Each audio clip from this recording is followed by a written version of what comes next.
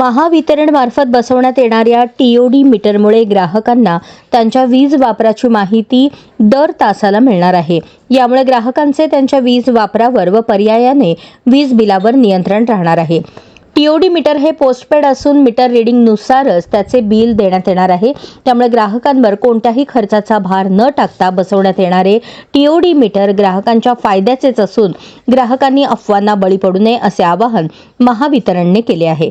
सध्या नवीन वीज जोडणी वेळेस देखील टीओडी मीटर वापरले जात आहे। टीओडी मीटर बसवण्याच्या करारानुसार ठेकेदाराने पुढील 10 वर्ष मीटरची देखभाल करायची आहे।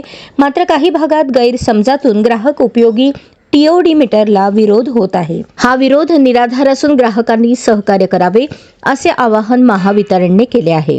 अद्ययावत मीटर बसवल्याने महावितरणची वाणिज्यिक हानी कमी होणार असून वीज चोरीवर नियंत्रण येणार आहे। त्यामुळे होणाऱ्या महसूल वाढीतूनच टीओडी मीटरचा खर्च भागवण्यात येणार आहे।